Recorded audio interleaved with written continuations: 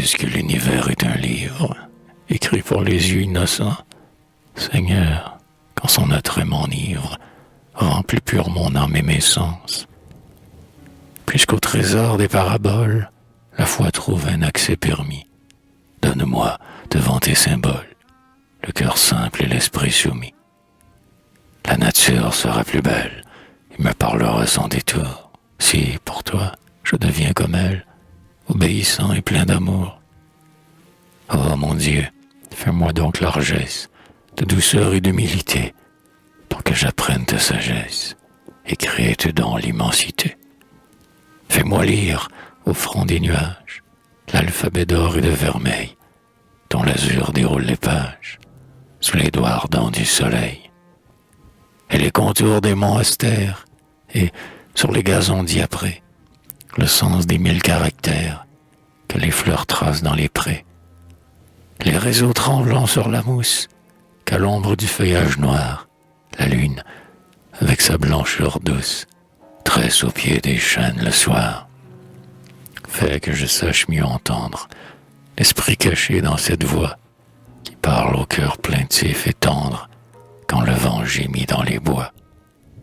Je veux recueillir sur les cimes des accords l'innombrable essaim pour exprimer ces voix intimes qui me tourmentent dans mon sein.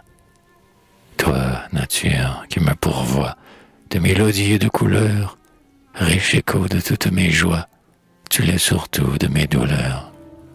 Hélas, les grandes harmonies, le vent, les mers et les forêts, ne sont que larmes infinies, ou des craintes, ou des regrets. Mon Dieu, notre amour la tourmente, c'est le secret qu'elle m'a dit, car si toute voix se lamente, pas une voix ne vous maudit. Seigneur, pour peindre l'invisible, si vous avez choisi mes mains, si ma langue a le don terrible de vous nommer chez les humains, à mon esprit qui s'épouvante des choses qu'il doit révéler, prêtez la parole vivante que la nature sait parler. Donnez-moi ces couleurs de flamme, donnez-moi ces accords puissants, que je sache éveiller une âme chez l'homme endormi dans ses sens. Loin de moi toute vaine image faite pour le plaisir des yeux, que chaque fleur, dans mon langage, cache un parfum mystérieux.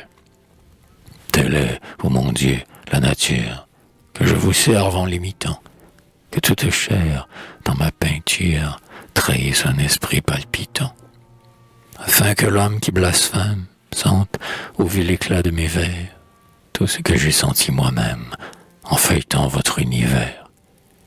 Qu'il entende une plainte immense, expirant au pied de la croix, et qu'averti de sa démence, il répète à son tour « Je crois ».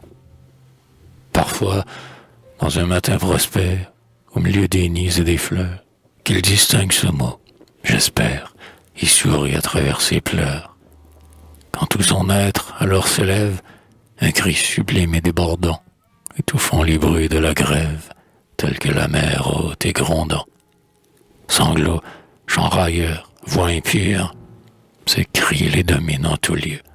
C'est, au fond de tous nos murmures, la voix de votre amour. Mon Dieu,